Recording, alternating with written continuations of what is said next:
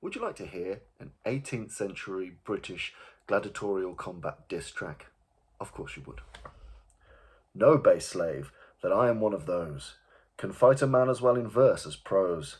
And when thou art dead, write upon thy hearse, here lies a swordsman that was slain in verse.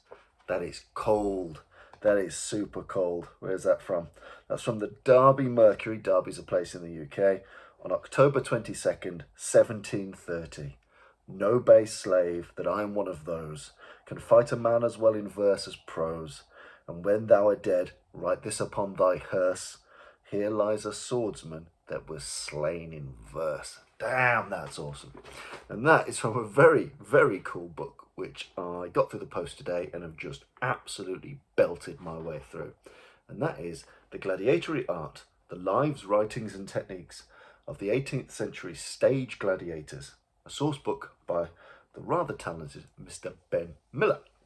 And Ben's done some really awesome volumes on Irish swordsmanship, the boxing and stick styles of Colonel Monstery, just loads of cool stuff. Just type his name into Amazon and just buy all the stuff. But this was really cool. This is not normally my era or my jam, especially when it comes to the swordy stuff, but absolutely riveting volume, big old chunky piece here, awesome cover artwork. And it's about the lives, techniques, the lifestyle, the culture of the gladiatory contests of 18th century Britain, and the stuff in there from 1600s, 1700s, 1800s, on everything from use of backsword, small sword, cudgel, falchions, case of falchions, rapier and dagger, boxing, wrestling, all those entertainments, and the stage gladiators that made putting on those entertainments either their career or essentially a very, very, very dangerous side hustle to acquire some money. And it's great because it goes through some amazing things. It takes us through some of the masters of the arts and how they taught and the academies in which they run.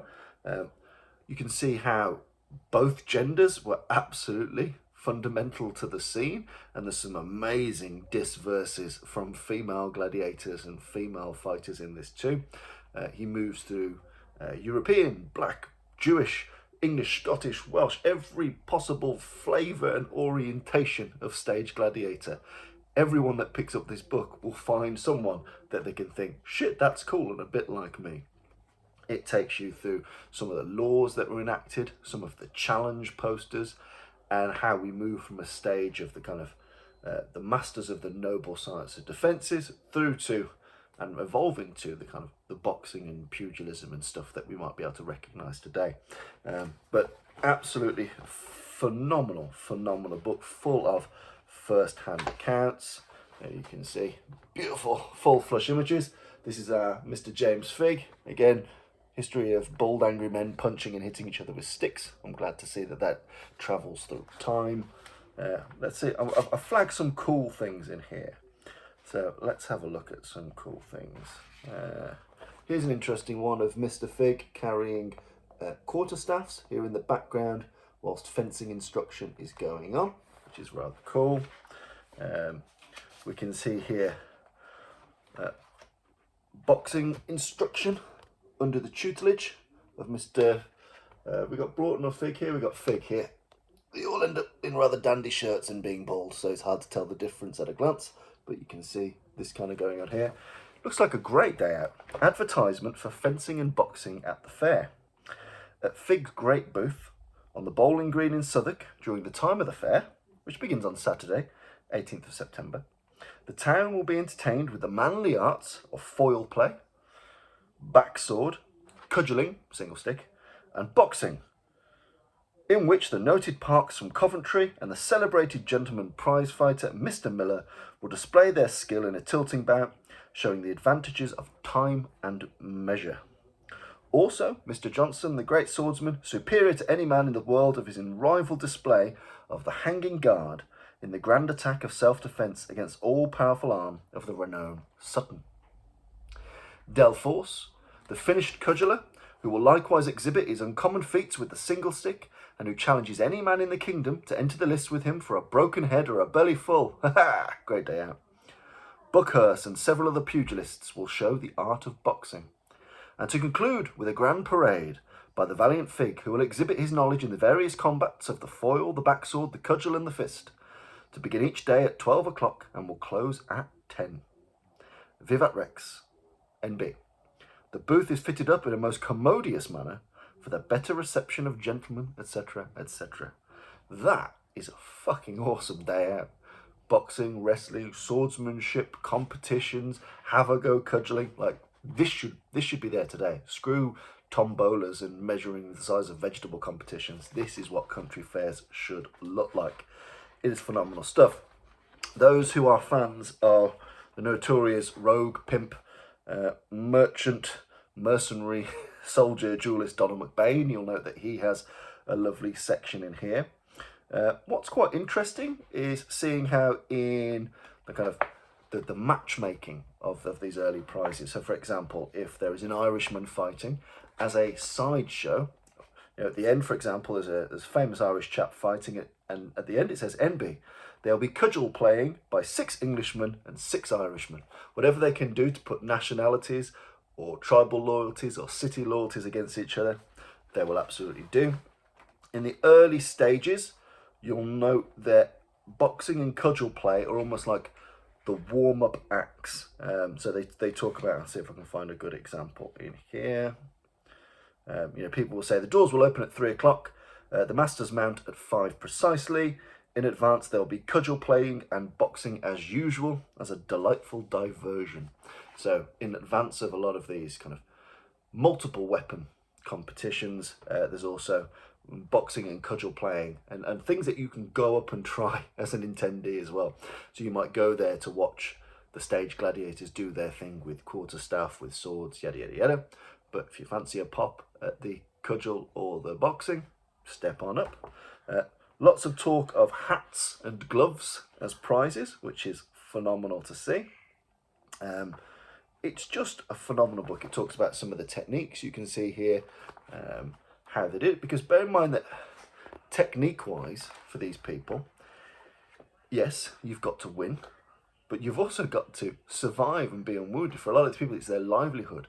So if you're going to go out every couple of weeks at the bear garden and you're going to fight at quarterstaff, backsword, foil, boxing, you've got to have sound, fundamental defensive skills. You've got to fight with real acumen and intelligence, because it's not just fighting for your life in that one flash instance or fighting on a battlefield amongst lots and lots of people.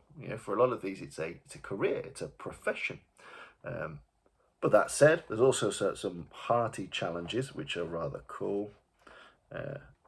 I very much enjoy this book. Let's find some things interesting. This is cool. So this, you can see here, you can see Mr. Fig over there. So that is a promotional poster to attend the classes. James Fig, Master of the Noble Science of Defence, on the right hand in Oxford Road, near the Adam and Eve Court, teaches gentlemen the use of small sword, backsword and quarterstaff at home and abroad. So you can see his teaching in his academy, which is a rather interesting and cool thing to see. There's loads of poems and channels. There's even a diss poem called The Great Booby for someone that did not do very, very well. Let's find some more interesting things in here. Because I've marked up, I've horrendously and criminally dog-eared. If you don't like it, fuck off. If you're not dog-earing your books, you're not giving your books as much love as you should. You should absolutely dog-ear your books. You should abuse them. If you've got my book, I demand and expect that you dog-ear it and use it and train it and play with it. You can see here, this is an example of a challenge poster. So you can see it, His Majesty's Bear Garden. And there are 2 perspectives. So these are 2 people that are going to fight, essentially laying out why they're bad motherfuckers. So I'll read out. Hockley in the Hole, this present Wednesday, being the 14th of May, 1735, will be performed a trial of skill, the following of great masters in the noble art called defence. Then it starts. Whereas I, Felix Maguire from the Kingdom of Ireland, master of the noble and renowned science of defence, who was challenged by Mr. Elfgood for this battle last Wednesday, and having since thought better of it, has declined the fame, rather than for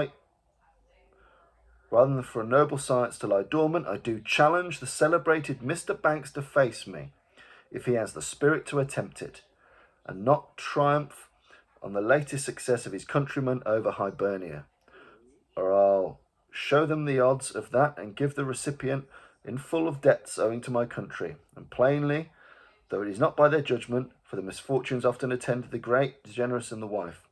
I have been indeed ill-used by several Englishmen, and am now resolved to make all even by rectifying all deficiencies. All this shall be performed by my keen sword and the insulted arm of your humble servant. I butchered that a little bit because I am reading it in oldie-worldy English. However, this is an Irishman. He's been deafed off. Someone's not turned up last week, so he's going to pick a fight with this new chap.